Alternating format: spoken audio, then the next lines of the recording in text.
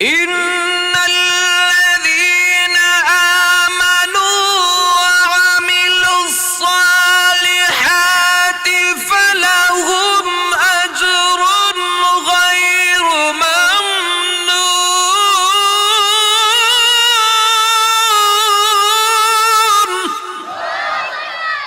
ইয়া আইয়ুহাল্লাযীনা আমানু ইত্তাকুল্লাহ হাক্কা তুকাতিহি ওয়া লা তামুতুন্না ইল্লা ওয়া আনতুম মুসলিমুন।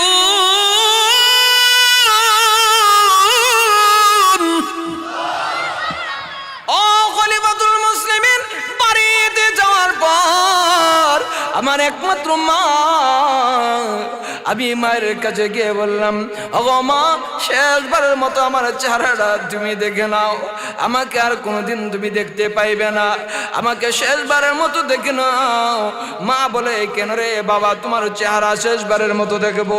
ওই সময় যুবকটি ডাক দিয়ে বলে, ও মা,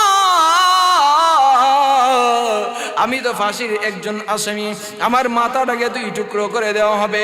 মা ওই সময় জোরে বলে, এ বাবা, তুমি শুনে রাখো, তোমার মাথাটা 2 টুকরো করবার জন্য তো আমি তোমার জন্ম দেই নাই, তুমি দুনিয়াতে মরে যাও এই জন্য আমি তোমাকে জন্ম দিই নাই।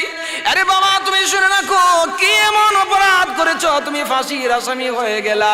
ওই সময় যুবকটি ডাক দিয়ে বলে, ওগো মা, আপনি ভালো করে শুনে রাখেন, ঘটনা এইরকম।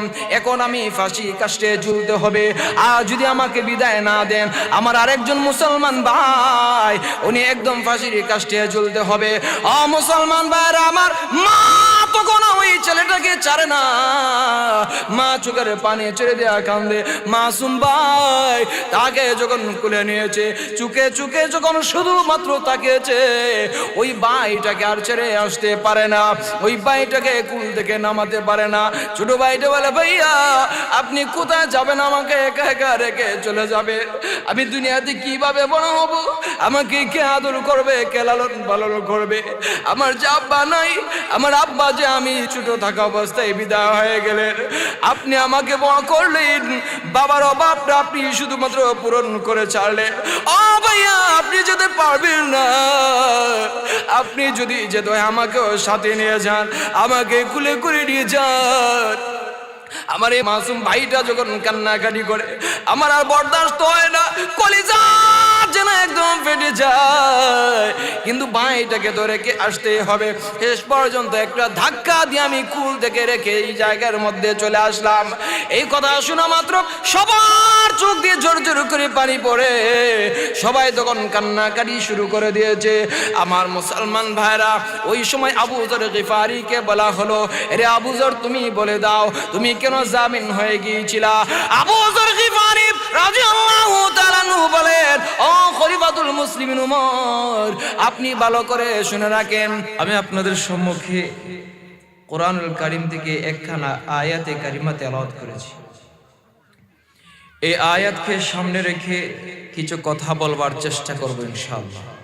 প্রথমত আমরা দেখি এই আয়াতে মহান রব্বে কারীম কি বলেন। আল্লাহ বলেন, ইয়া আইয়ুহাল্লাযীনা আমানুত্তাকুল্লাহ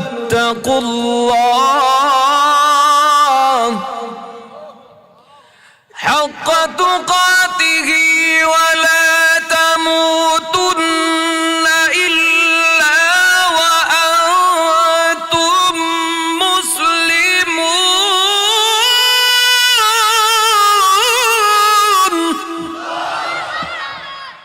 এই আয়াতের মধ্যে মহান রব্বে কারীম বলেন, ইয়া আইয়ুহাল্লাযীনা আমানুত্তাকুল্লাহ, হে ঈমানদারেরা, তোমরা মহান রব্বে কারীমকে ভয় করো, হাক্কা তুকাতিহি, যথাযথ ভয়, পর্যাপ্ত পরিমাণের ভয়, ওয়ালা তামুতুন্না ইল্লা ওয়া আনতুম মুসলিমুন,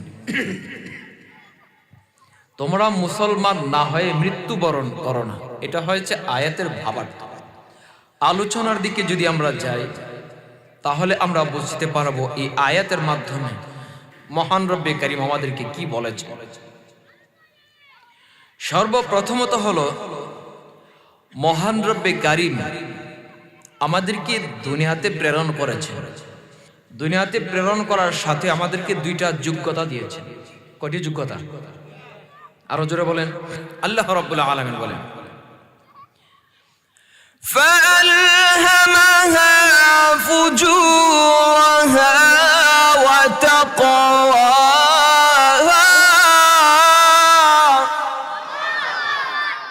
আমাদেরকে মহান রব্বে কারীম দুইটা যোগ্যতা দান করেছেন। একটি হলো গুনাহ করবার যোগ্যতা, অপরটি হলো সওয়াব করবার যোগ্যতা। এই দুইটা যোগ্যতা দিয়ে আমাদেরকে তো প্রেরণ করেছেন, সাথে এই জিনিসটি আমাদেরকে জানিয়ে দিয়েছেন, ও মানুষ, আমি তোমাদেরকে দুইটা যোগ্যতা দিলাম। দুইটা যোগ্যতা দেওয়ার সাথে সাথে তোমাদেরকে দুইটা রাস্তাও দেখিয়ে দিলাম। জোরে বলুন সুবহানাল্লাহ। ফারিকুম ফিল জান্নাহ ওয়া ফারিকুম ফিস সাঈর।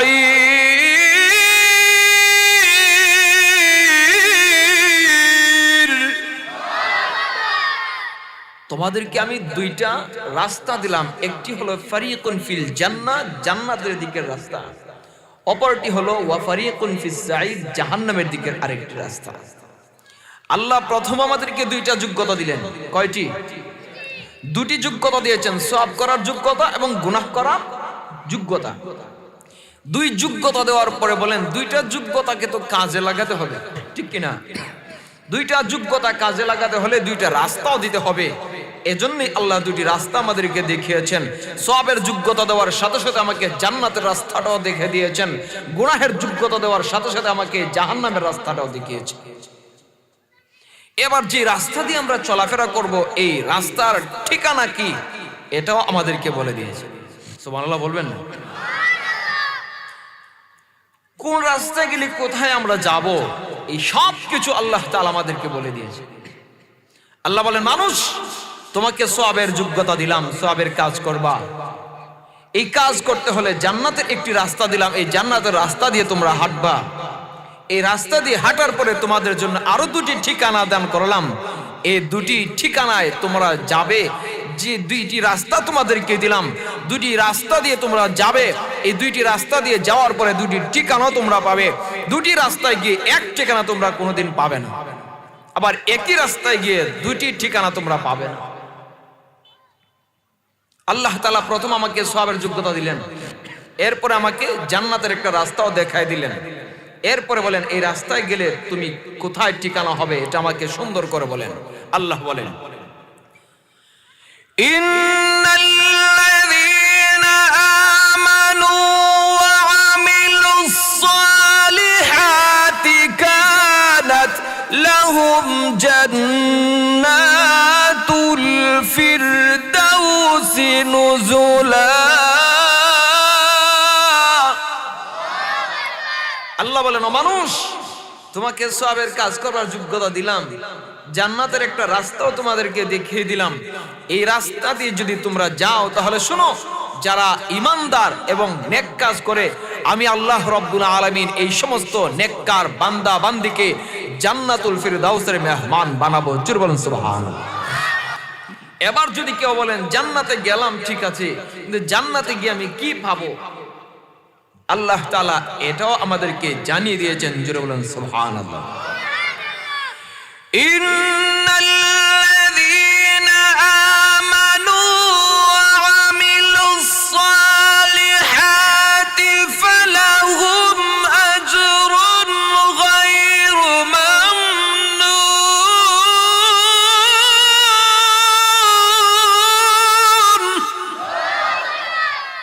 আল্লাহ বলেন, মানুষ, জান্নাতের ভিতরে তোমরা তো যাবে। এই জান্নাতের ভিতরে যাওয়ার পরে পুরস্কার কি পাবে এটা আমাকে বলেছো। শোনো, আমি এত সব পুরস্কার তোমাদেরকে দান করব, যে সমস্ত পুরস্কার হিসাব করে তোমরা শেষ করতে পারবে না। তাহলে দেখলেন আল্লাহ আমাদেরকে সৃষ্টি করার সাথে সাথে কত কিছু আমাদেরকে করলেন। সৃষ্টি করার সাথে সাথে আল্লাহ বলেন আমাকে সওয়াব করবার যোগ্যতা দিলেন। এরপরে বলেন এই যোগ্যতা কাজে লাগানোর জন্য একটা রাস্তাও তোমাদেরকে দিলাম, জান্নাতের একটি রাস্তা। এই রাস্তা দিয়ে বলে শেষ ঠিকানা জান্নাতে যাবে, এইখানে গিয়ে তোমরা অসংখ্য অগণিত পুরস্কারও পাবে। জোরে বলুন সুবহানাল্লাহ। এইবার আসি বাম দিকে যে একটি রাস্তা দিলেন না, আল্লাহ তাআলা দেখি এটার ব্যাপারে কি বলেন। আল্লাহ রাব্বুল আলামিন বলেন ফুজুরহা, তোমাদেরকে যে জাহান্নামে যাওয়ার অর্থাৎ গুনাহ করবার একটা যোগ্যতা আমি তোমাদেরকে দিলাম, এই যোগ্যতার সাথে সাথে তোমাদেরকে এই যোগ্যতা কাজে লাগানোর একটি রাস্তাও বাতলিয়ে দিলাম। জোরে বলেন সুবহানাল্লাহ। ওয়া ফারিকুন ফিস সাঈর,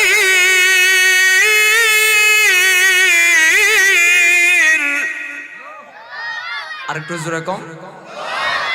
আল্লাহ বলেন গুনাহের যোগ্যতা কাজে লাগাতে হলে একটি রাস্তার প্রয়োজন, এই রাস্তায় গিয়ে তোমরা গুনাহের যোগ্যতাকে কাজে লাগাতে হবে। এজন্য আমি জাহান্নামের দিকে একটি রাস্তা তৈরি করে দিলাম, গুনাহের যোগ্যতা কাজে লাগাতে হলে এই রাস্তা দিয়ে তোমাদেরকে হাঁটতে হবে। এবার এই রাস্তা দিয়ে গেলে পরে ঠিকানা কোথায় হবে? এই রাস্তা দিয়ে হাঁটলে পরে ঠিকানা কি হবে এটাও আল্লাহ তাআলা বলেন। الفجار لفي جحيم,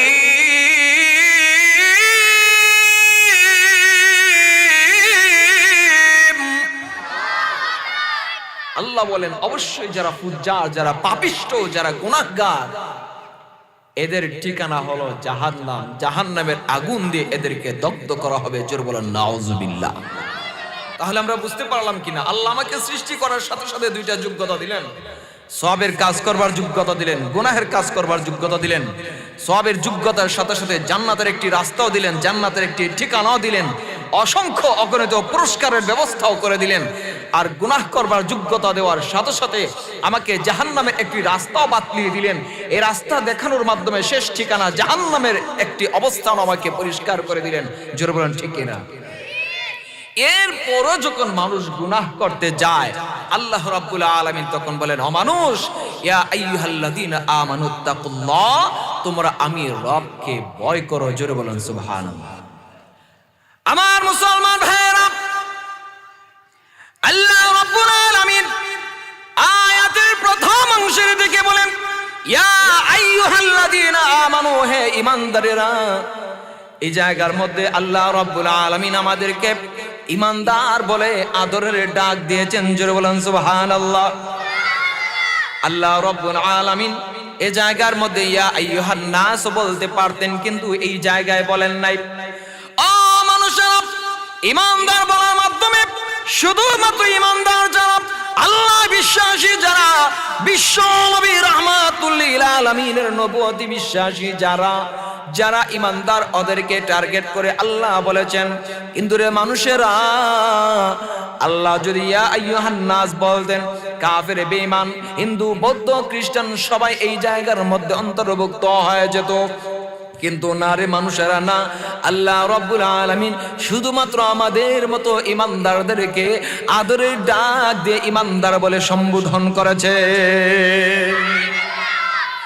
আদরের ডাক দিয়ে মহান রব্বে কারীম আমাদের সঙ্গে কিছু কথাবার্তা বলতে চান। ও মুসলমান ভাইরা আমার, আদরের ডাক দিলে পরে মানুষকে সহজে কাছে নেওয়া যায়। জোরে বলেন ঠিক কিনা? আরো জোরে বলেন ঠিক কিনা? আপনার একটা বাচ্চাই মনে করেন 5 বছরের ধরে একটা বাচ্চা, নাম হলো ফাইয়াজ। আপনি যদি বলেন আব্বু এদিকে আসো তো, দেখবেন এই 5 বছরের বাচ্চা দ্রুত আপনার এই আদরের ডাকের কারণে দ্রুত আপনার কাছে চলে এসেছে। কিন্তু যদি আপনি বলেন এই ফাইয়াজ আয় এদিকে, কি বুঝেন? এ যদি গাড়তেরা হয় এইভাবে ডাক দিছে আর যাবই না, ঠিক কিনা? কিন্তু এই যে আদরের ডাক দিয়েছেন আপনি, সুন্দর করে আপনার কাছে চলে আসবে, সে ভাবে হয়তো এখানে গেলে কিছু পাবো, ঠিক কিনা? এভাবেই আল্লাহ রাব্বুল আলামিন ইয়া আইয়ুহান নাস আমাদেরকে না বলে আদরের সুরে আমাদেরকে ডাক দিয়েছেন। ইয়া আইয়ুহাল্লাযীনা আমানু, আমাদেরকে ঈমানদার বলে আল্লাহ তাআলার চেম্বারে আমাদেরকে নিয়ে প্রবেশ করিয়েছেন।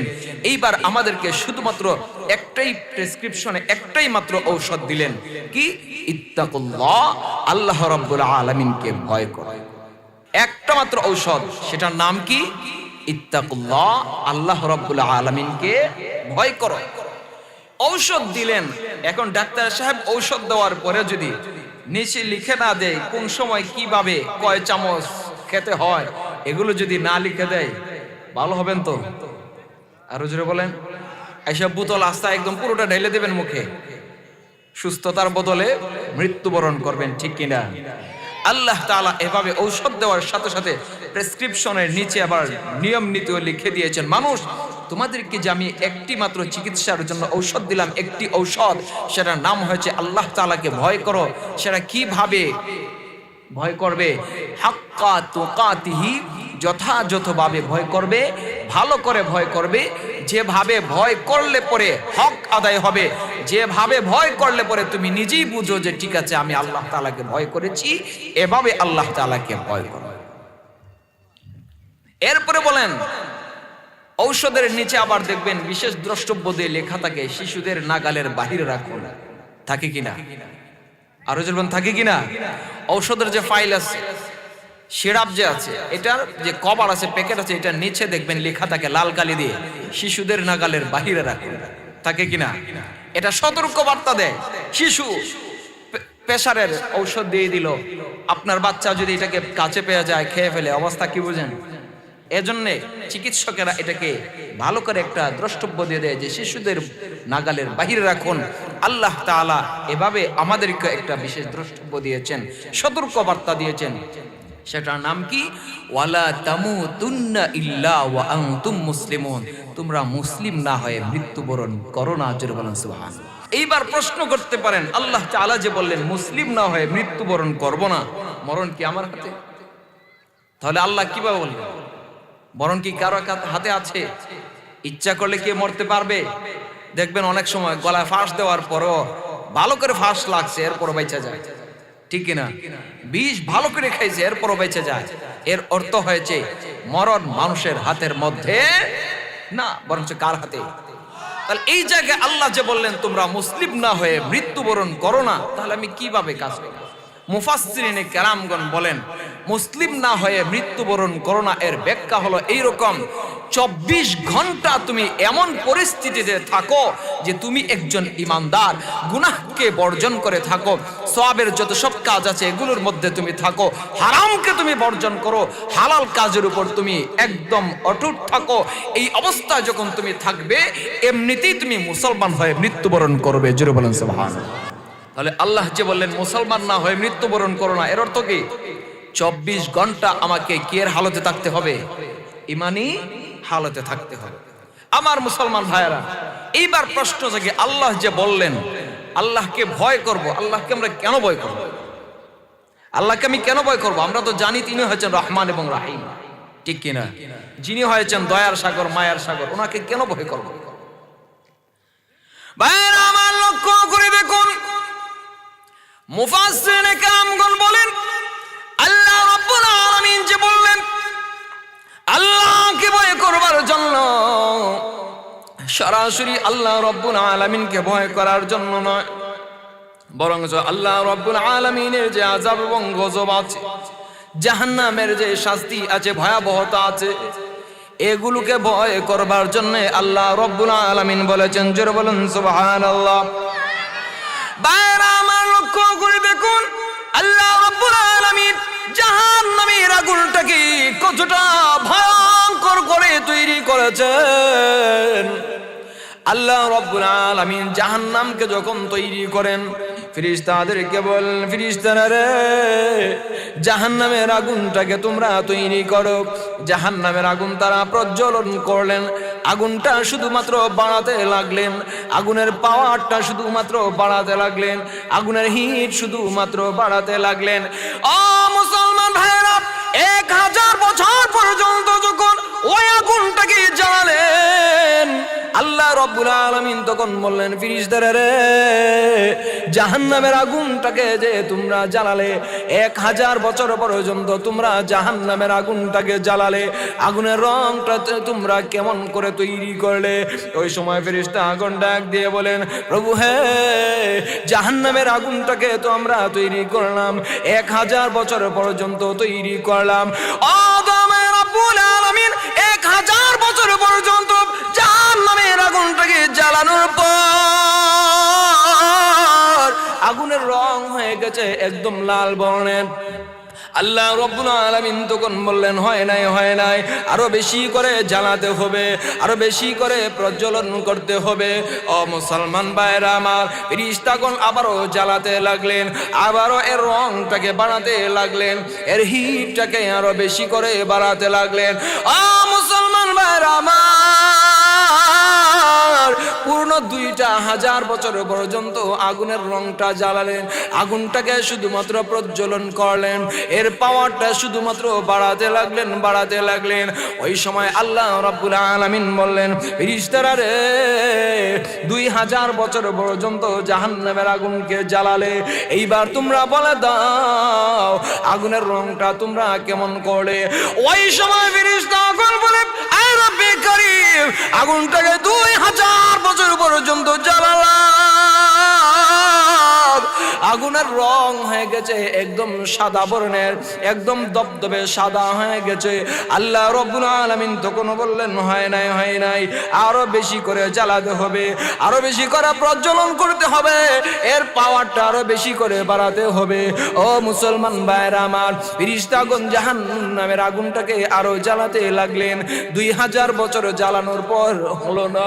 আল্লাহ রাব্বুল আলামিন যখন বললেন আরো বেশি করে জ্বালাতে হবে, ফেরেশতাগণ তখন আগুনটাকে আরো জ্বালাতে লাগলেন, আরো হিট বেশি করে বাড়াতে লাগলেন, আরো বেশি করে পাওয়ার বাড়াতে লাগলেন। ও মুসলমান ভাইরা আমার, 3000 বছর পর্যন্ত যখন জাহান্নামের আগুনটাকে জ্বালালেন, আল্লাহ রাব্বুল আলামিন তখন বললেন, ফেরেশতারা রে, আগুনের রং কেমন হলো? ওই সময় ফেরেশতাগণ ডাক দিয়ে বলেন, ও রব্বে কারীম, 3000 বছর পর্যন্ত জাহান্নামের আগুনটাকে জ্বালালাম, আগুনের রং হয়ে গেছে একদম কালো বর্ণের। আল্লাহ রাব্বুল আলামিন বললেন, ও ফেরেশতা, এইবার আগুনের অবস্থা তোমরা কি বুঝো? ওই সময় ফেরেশতাগণ বলেন, আয় রব্বে কারীম, আগুনের রং একদম কালো বর্ণের হয়ে গেছে, এর ভিতরে কি আছে দেখা যায় না, অন্ধকার, একদম অন্ধকারচ্ছন্ন হয়ে গেছে। কেউ যদি জাহান্নামের আগুনের মধ্যে ছেড়ে দেওয়া হয়, মুহূর্তের ভিতরে একদম চারকাল হয়ে যাবে। এত ভয়ানক করে আল্লাহ রাব্বুল আলামিন তৈরি করেছেন। মুফাসসিরিনে কেরামগণ বলেন, আল্লাহ যে বলছেন যে আল্লাহকে ভয় করার জন্য, মূলত আল্লাহকে ভয় করার জন্য নয়, আল্লাহ যে জাহান্নামকে তৈরি করেছেন এই জাহান্নামকে ভয় করবার জন্য বলেছেন। জোরে বলেন সুবহানাল্লাহ। ভাইরা আমার, লক্ষ্য করে দেখুন, মুফাসসিরিনে কেরামগণ বলেন, আল্লাহ যে এই জায়গার মধ্যে বলেছেন আল্লাহকে ভয় করবার জন্যে, অন্য কোনো কিছুকে ভয় করবার জন্য নয়, মূলত আল্লাহকেই ভয় করবার জন্যই বলেছেন। জোরে বলেন সুবহানাল্লাহ। এর প্রমাণ কি? আমরা তো জানি তিনি রহমান এবং রাহিম, কিন্তু আল্লাহ তাআলার আরেকটি সিফাতি নাম হয়েছে কাহ্হার। জোরে বলেন ঠিক কিনা? হাসরের ময়দানে সবাই যখন হাসরের ময়দানে দণ্ডায়মান হবে, আল্লাহ রাব্বুল আলামিন ওই সময় বলবেন, লিমানিল মুলকুল ইয়াউম লিল্লাহিল ওয়াহিদিল কাহ্হার।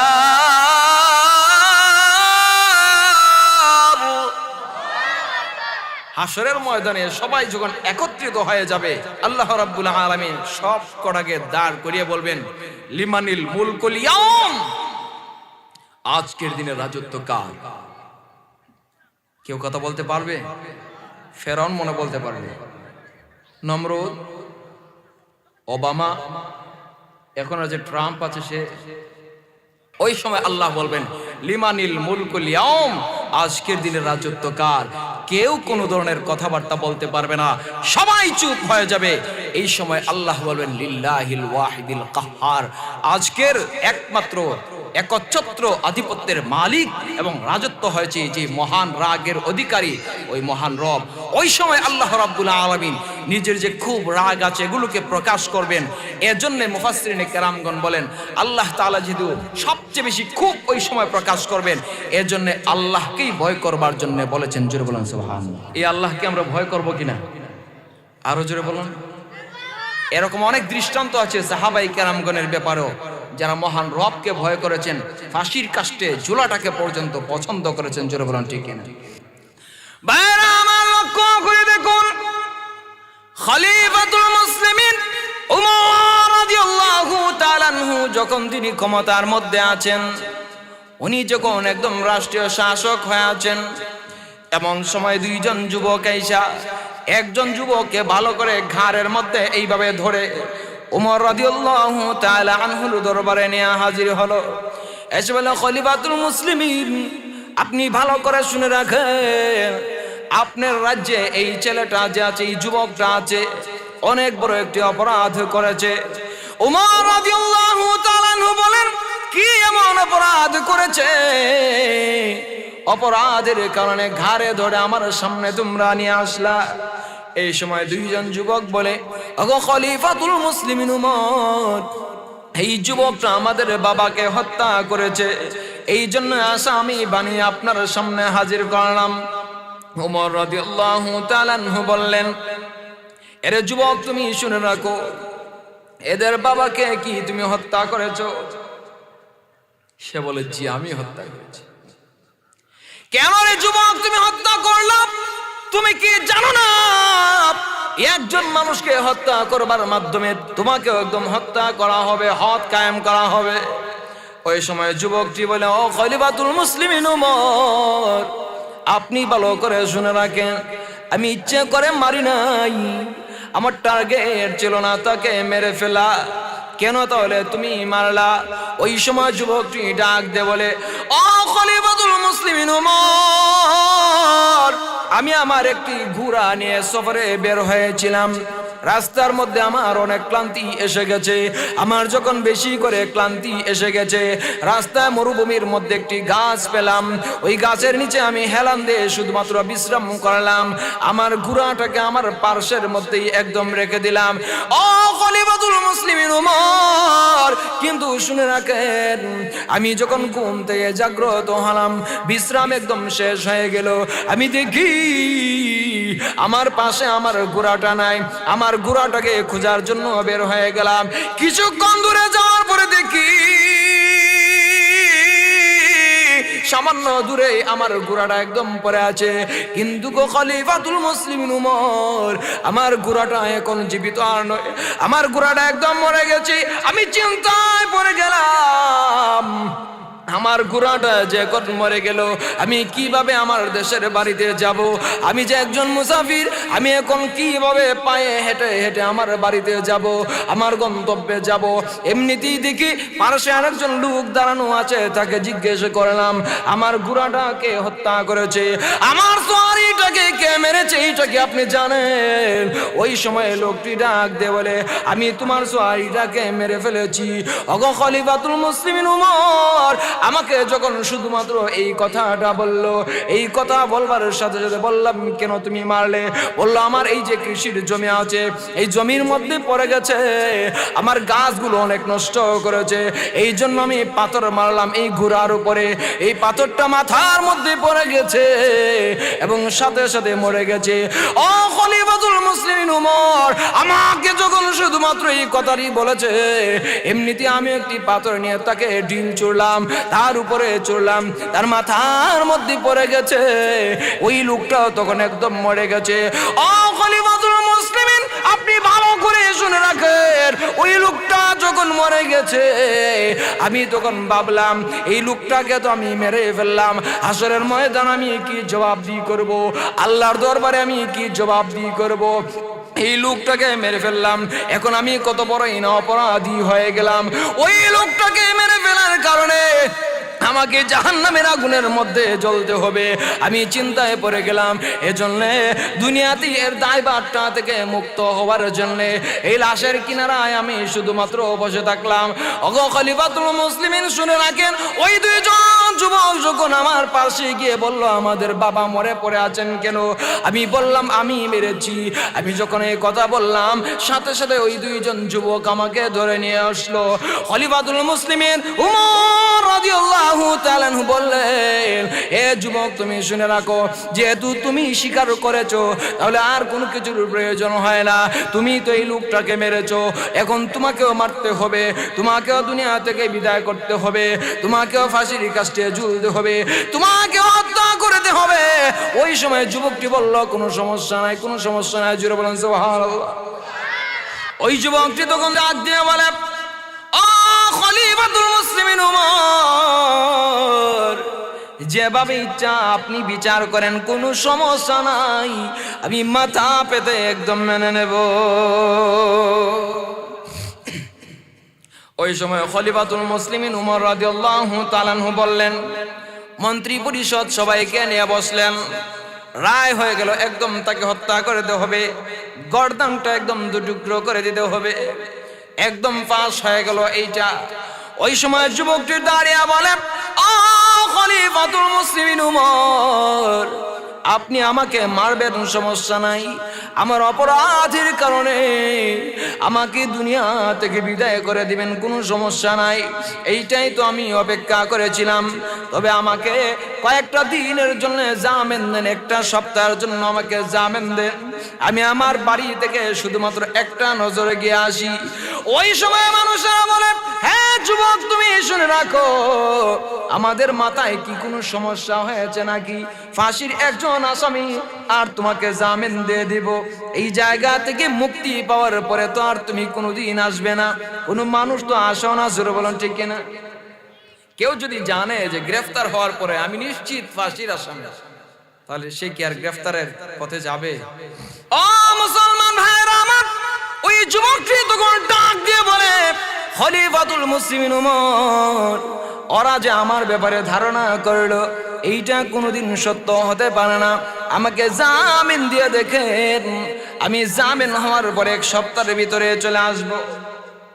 খলিফাতুল মুসলিমিন উমর রাদিয়াল্লাহু তাআলা আনহু বললেন, সমস্যা নাই, এই মজলিসের মধ্যে যদি কেউ তোমার পক্ষে জামিন হয়ে যায়, তাহলে তোমাকে জামিন দেওয়া হবে।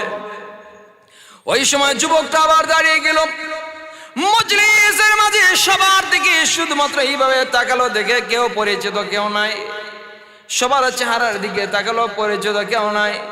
চোখের পানি ছেড়ে দিয়ে কান্দে, চোখের পানি ছেড়ে ছেড়ে একদম কান্দে। আমার মুসলমান ভাইরা, ওই যুবকটারে কান্না দেখে আবু যর গিফারি রাদিয়াল্লাহু তাআলা আনহু জামিন হয়ে গেলেন। আর জোরে বলেন সুবহানাল্লাহ। উপস্থিত যত সব সাহাবায়ে কেরামগণ ছিলেন, তারা বলেন, আবু যর, আমরা তো ভালো করে জানি তুমি একজন বুদ্ধিমান, কিন্তু এখন যে কাজটি তুমি করলে এটা তো ভালো হয় নাই, ভালো হয় নাই। অপরিচিত একটা যুবকের পক্ষে তুমি জামিন হয়ে গেলা। তুমি কি জানো এই যুবকটি বাড়িতে যাওয়ার পরে আর আসবে? তিনি বলেন, কোনো সমস্যা নাই।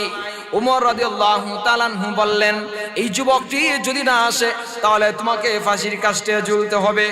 ওই সময় আবু যর গিফারি রাদিয়াল্লাহু তাআলা আনহু বললেন, কোনো সমস্যা নাই, আমাকে ফাঁসির কাস্টে ঝুলায় দিলেন, কোনো সমস্যা নাই। যুবকটাকে তখন ছেড়ে দেওয়া হলো। যুবকটি বাড়ির মধ্যে চলে গেল, কিন্তু দেখা যায় এক সপ্তাহ চলে গেল। জুমার দিন পর্যন্ত, আগামী শুক্রবার পর্যন্ত জামিন দেওয়া হয়েছিল এবং বলা হয়েছিল জুমার নামাজের পরে তোমাকে শিরচ্ছেদ করা হবে। ও মুসলমান ভাইরা আমার, জুমার নামাজ শুরু হয়ে যাবে, কিন্তু এই যুবকটাকে তো আর দেখা যায় না, যুবকটাকে আর দেখা যায় না। মানুষেরা বলে, আবু যর, আমরা তো পূর্বেই বলেছিলাম এই অপরিচিত একজন যুবকের পক্ষে তুমি কেন জামিন হয়ে গেলা, কিন্তু এখন তার মুক্তির কোনো ব্যবস্থা নাই, তোমাকে ফাঁসির কাস্টে ঝুলতে হবে। ওই যুবকটা তো আর আসবে না।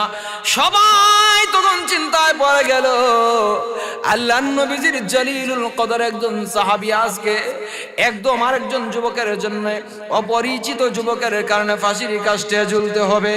আমার মুসলমান ভাইরা, জুমার নামাজ একদম শেষ হয়ে গেছে। আবু যর গিফারি রাদিয়াল্লাহু তাআলা আনহুকে মাঠের মধ্যে নিয়ে যাওয়া হলো। এখনই তার শিরচ্ছেদ করা হবে, গর্দানটাকে দু টুকরো করে দেওয়া হবে, মাথাটাকে একদম দু টুকরো করে দেওয়া হবে। ওই সময় জল্লাদ শুধুমাত্র তরবারিটা যখন উপরের দিকে উঠালো, এমনিতেই দেখা যায় দূর দিকে কিসের জন্য একদম ধুলাবালি খুব বেশি করে উঠছে। ধুলাবালির জমিন থেকে শুধুমাত্র উপরের দিকে উঠছে।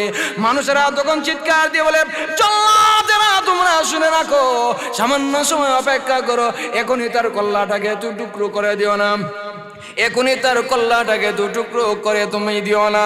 এর জল্লাদ শুনে রাখো, ওই যে দেখা যায় ধুলাবালি উড়াউড়ি করছে, সামান্য সময়ের জন্য থামো, হয়তো ওই লোকটাই হতে পারে। যদি এই লোকটা না হয় তাহলে তোমরা তাকে একদম কল্লা দিয়ে খণ্ডিত করে দিও। এর জল্লাদ সামান্য সময়ের জন্য অপেক্ষা করো। ওই সময় জল্লাদ শুধুমাত্র সামান্য সময়ের জন্য থামলেন। ওই দিক থেকে যুবকটা চিৎকার বলে, তোমরা কারা রে? আবু যর গিফারির কল্লাটা তোমরা দ্বিখণ্ডিত করো না, আবু যর গিফারিকে হত্যা করো না। আমার মতো অপরাধী যুবক, সামান্য লেট হয়ে গেছে, দেরি হয়ে গেছে, আমি তোমাদের সামনে হাজির হয়ে যাব। আবু যর গিফারিকে শুধুমাত্র তোমরা প্রাণে বাঁচতে দাও। ও মুসলমান ভাইরা আমার, আবু যর গিফারি রাদিয়াল্লাহু তাআলা আনহুকে বলা হলো, দাঁড়িয়ে যান, এখন আর আপনাকে কল্লা দিয়ে খণ্ডিত করা হবে না, আপনাকে আঘাত করা হবে না। ও মুসলমান ভাইরা আমার, ওই যুবকটা একদম চলে আসলো। খলিফাতুল মুসলিমিন উমর রাদিয়াল্লাহু তাআলা আনহুর দরবারে হাজির হয়ে গেল। উমর রাদিয়াল্লাহু তাআলা আনহু যুবকটাকে দেখা মাত্র তিনিও কান্না শুরু করে দিয়েছেন। উপস্থিত সাহাবায়ে কেরামগণ কান্না শুরু করে দিয়েছেন। এবার উমর সবাইকে বললেন, সামান্য সময়ের জন্য তোমরা থামো, একটু সময়ের জন্য তোমরা অপেক্ষা করো। এই যুবকটাকে এখনই হত্যা করা যাবে না, এখনই তার শিরচ্ছেদ করা যাবে না। তার মূল কারণটা কি, অপরাধের মূল কারণটা কি, এইটা একবার আমরা বুঝি। ওই সময় যুবকটাকে ডাক দিয়ে বলেন, আরে যুবক, তুমি শুনে রাখো, নিশ্চিত জানো তোমাকে হত্যা করা হবে, ফাঁসির কাস্টে ঝুলানো হবে, তোমার শিরচ্ছেদ করা হবে।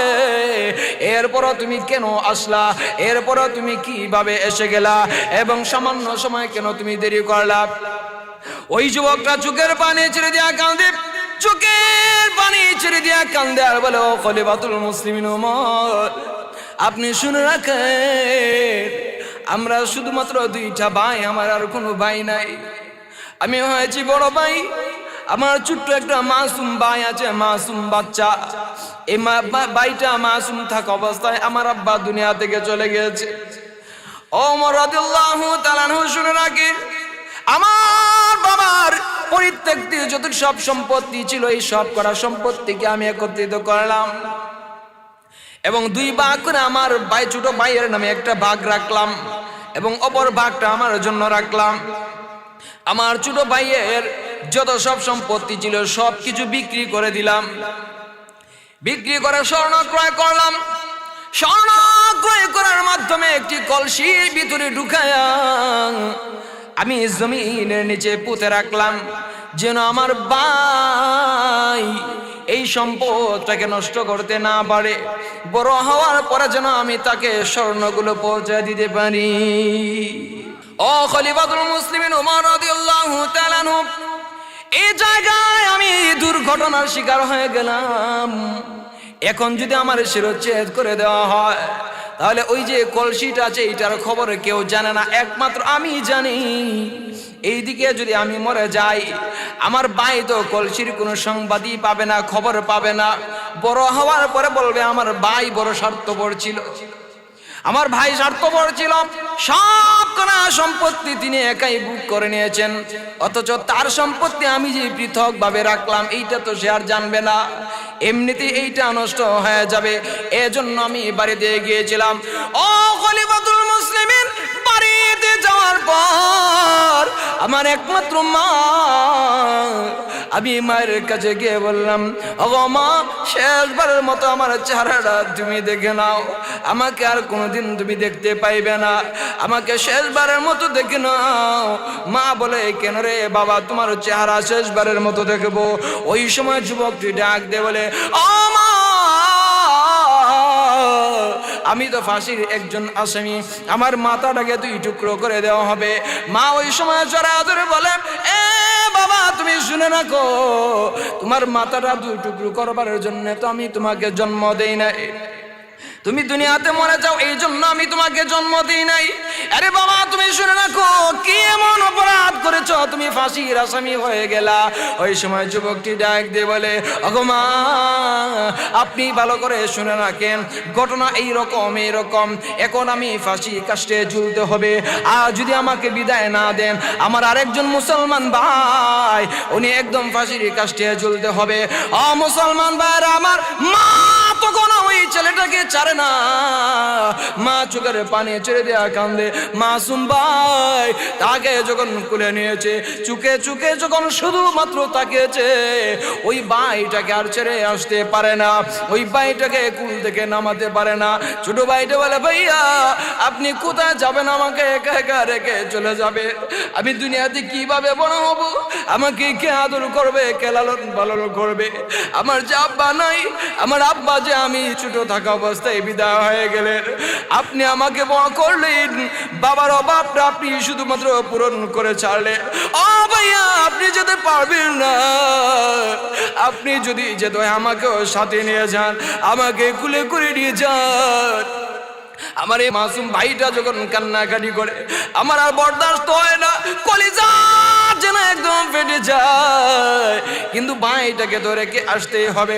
শেষ পর্যন্ত একটা ধাক্কা দিয়ে আমি কুল থেকে রেখে এই জায়গার মধ্যে চলে আসলাম। এই কথা শোনা মাত্র সবার চোখ দিয়ে জোর জোর করে পানি পড়ে, সবাই তখন কান্নাকাটি শুরু করে দিয়েছে। আমার মুসলমান ভাইরা, ওই সময় আবু যর গিফারিকে বলা হলো, রে আবু যর, তুমি বলে দাও, তুমি কেন জামিন হয়ে গিয়েছিলা? আবু যর গিফারি রাদিয়াল্লাহু তাআলা আনহু বলেন, ও খলিফাতুল মুসলিমিন ওমর, আপনি ভালো করে শুনে রাখেন, এইটা একটা ইতিহাস তৈরি হয়ে যাবে। পরবর্তী সময় কাফের বেঈমানেরা বলবে, মুসলমান এমন একটা জাতি, ওই মুসলমান জাতি এমন একটা নির্বোধ জাতি, একজন মুসলমান ভাইকে সহযোগিতা করবার জন্য কেউ জামিন হলো না। ও খলিফাতুল মুসলিমিন ওমর, ইসলাম ধর্ম যেন কলুষিত না হয়, এই জন্য আমি আমার অপরিচিত ভাইয়ের জন্য জামিন হয়ে গেলাম। এই কথা যখন শুধুমাত্র বললেন, সবাই তখন একদম আশ্চর্য হয়ে গেল। ওই সময় এই যে 2 জন যুবক ছিল, যাদের বাবাকে তিনি হত্যা করেছিলেন, এই যুবক 2 জন উমর রাদিয়াল্লাহু তাআলার সামনে আইসা এই যুবকটাকে একদম জড়ায় ভালো করে ধরলো এবং বলল, ও খলিফাতুল মুসলিমিন ওমর, আপনি শুনেন, যে যুবকটা আল্লাহকে এভাবে ভয় করে, আল্লাহকে ভয় করে, তার মাসুম ভাইটাকে পর্যন্ত সম্পত্তির বিনষ্টের পথে নিয়ে গেল না, আদর যত্ন করলো, এবং নিশ্চিত মৃত্যু জানার পরও সে এই জায়গায় চলে আসলো। আমরা বুঝেছি এই যুবক কোনোদিন আমাদের বাবাকে ইচ্ছা করে মারতে পারে নাই, অনিচ্ছা সত্ত্বেই মেরেছে। আপনাকে সাক্ষী রেখে বললাম, উপস্থিত সবাইকে সাক্ষী রেখে বললাম, এই মুহূর্তে আমাদের বাবাকে হত্যার যে অপরাধটি ছিল, এই অপরাধটি আমরা এই যুবকটাকে মাফ করে দিলাম। কার কারণে মাফ পেলেন কিনা আরো জোরে বলেন। কিন্তু যদি পলায়ন করে চলে যেতেন, হয়তো দুনিয়া থেকে বেঁচে যেতেন, কিন্তু হাসরের ময়দানে গিয়ে ধরা খাওয়া লাগতো কিনা? আরো জোরে বলেন, ধরা খাওয়া লাগতো কিনা? ধরা অবশ্যই খেতে হতো। এজন্য মুসলমান ভাইয়ের আমার, আল্লাহ রাব্বুল আলামিন আমাদেরকে ডাক দিয়ে বলেন, ইয়া আইয়ুহাল ইনসানু মা গাররাকা বিরাব্বিকাল কারীম। আমরা যখন গুনাহ করি, আমরা যখন অপরাধ করি, আল্লাহ তাআলা আমাদেরকে শুধুমাত্র পিছন থেকে ডেকে ডেকে বলেন, ইয়া আইয়ুহাল ইনসান মা গাররাকা বিরাব্বিকাল কারীম, হে মানুষেরা, আমি রবকে কিসে তোমাদেরকে বলিয়ে দিল আমি রব থেকে তোমরা কেন দূরের দিকে যাচ্ছ, কেন তোমরা দূরের দিকে যাচ্ছ, কেন তোমরা জাহান্নামের পথের দিকে যাচ্ছ? সাবধান সাবধান, এখানেই স্টপ হয়ে যাও, দাঁড়িয়ে যাও। ফাফিরু ইলাল্লাহ, আমি রবের দিকে তোমরা চলে আসো, আমি রবের দিকে তোমরা ফিরত চলে আসো। ফাইন্নাকা বিআয়ুনিনা, আমি তো তোমাদের সবাইকে দেখছি তোমরা কি করো না করো, অতএব আর সামনের দিকে যাইও না। তুবু ইলাল্লাহ, আমি রবের কাছে ফিরত এসে শুধুমাত্র তাওবা করো, তাওবা করো। তাওবা করলে পরে তুবু ইলাল্লাহ তাওবাতান নাসুহা, খাঁটিভাবে তোমরা তাওবা করো। আর শুনে রাখো, লা তাকনাতু মির রাহমাতিল্লাহ, আমি রবের রহমত থেকে নৈরাশ হয়ো না, নৈরাশ হয়ো না।